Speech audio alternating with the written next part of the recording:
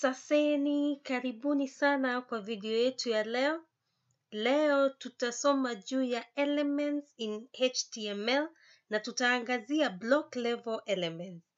Last video tulisoma juu ya HTML basic structure.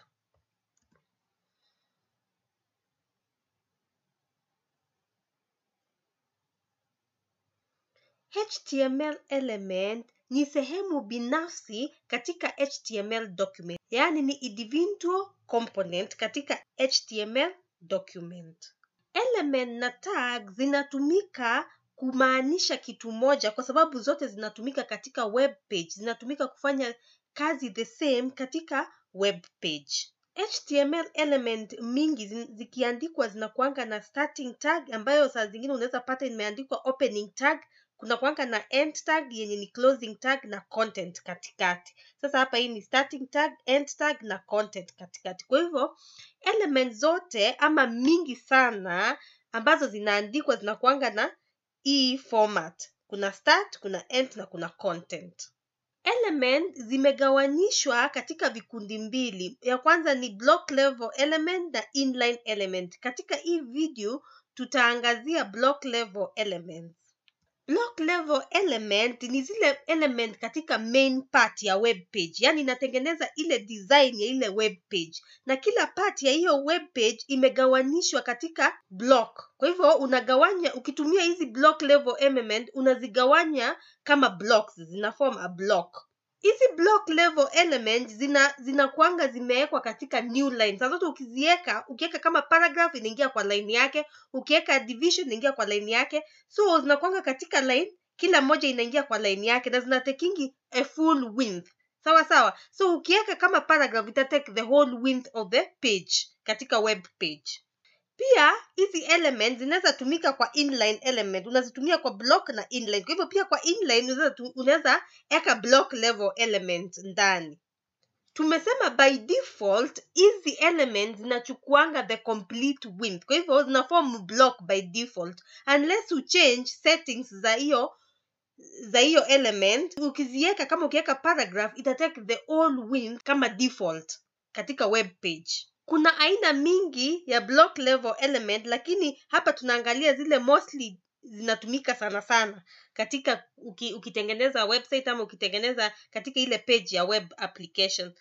Ya kwanza ni division. Hii ni division, then kuna paragraph H1 mpaka H6, then kuna form, kuna ordered list, unordered list, kuna list and so on. So tukiongea ama tukizungumzia hizi element takuwa nikikwambia hizi ni block level element, hizi ni inline element. So utazijua tukiendelea kutengeneza ile web page, tutapata kusoma hizi zote, kwa hivyo utapata kuzielewa vile unazitumia katika web page. Tutaenda kwa Visual Studio Code tuandike hizi tags ndio tupate kuona vile block level element inatumika katika web page. In our previous video tulitengeneza hii basic structure ya HTML. Tukaanza na doc type, tukaweka HTML head, then tukaweka title, then tukaweka body. Tukasema kitu yoyote ambayo inaapia katika web application ama web page inakuanga imewekwa ndani ya body. Kwa hivyo tutaongeza the block element ndani ya body. Kwa hivyo tutaanza na ya kwanza H1 iko na end tag, alafu ndani hapo tuweke content, my heading. Then ya pili tutaongeza division, div, alafu content ya division ni this is my first division, div. Then we put another second division, div. This is my second div, that is division. Then tunaweka paragraph p. Ndani ya paragraph tunasema this is a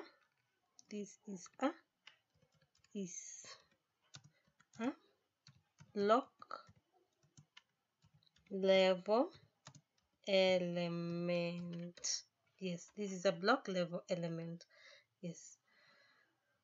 So tumetengeneza block level element, tumetumia block level element. Ya kwanza ni header, then kuna division, then we have the paragraph. Sawa sawa. Hata hapo ukiweka kasa hapa imeandika P element representing a paragraph. So P ni element. Unaona?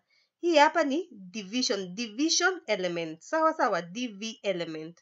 So ukiweka kasa hapa itakwambia tu H1 is element. Imeandika H1 element represent a section of heading. Sawa sawa.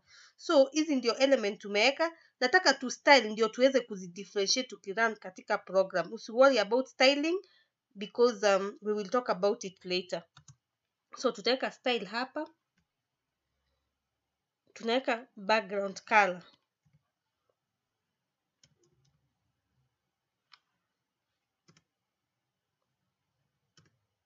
red, yes. So wacha tu copy hii style ndio tufanye tu kuchange the style part. Tuweke hapa kwa division another style.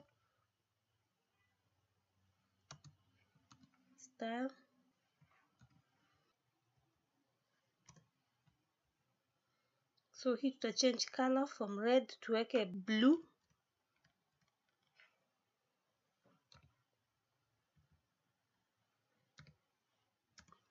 Alafu hii pia tu change color tuweka different color, tuweke green.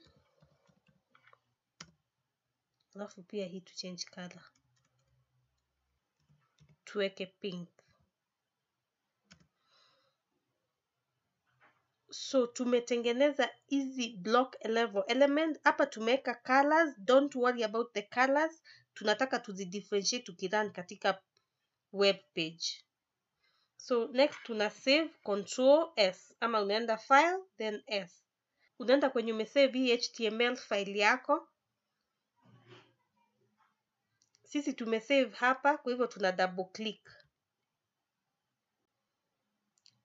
Hii ndio output. Tumetengeneza kitu ya kwanza ni heading. So this heading tumeweka red. Unaona ina take the whole width kutoka hapa mpaka hapa. Halafu ya pili ni division, imeenda kwa line yake tofauti na pia ime take the whole width. Ya tatu ni division ya tatu na ya mwisho ilikuwa nini? Block, ilikuwa paragraph. Pia paragraph ina take the whole width. Hizo ndio zinaitwa block level element. Tumeandika hizi tags, make sure you write the tag correctly ndio uweze kupata the correct output. Asanteni sana kwa kunisikiza, mkumbuke kulike hii video na msubscribe kwa hii channel.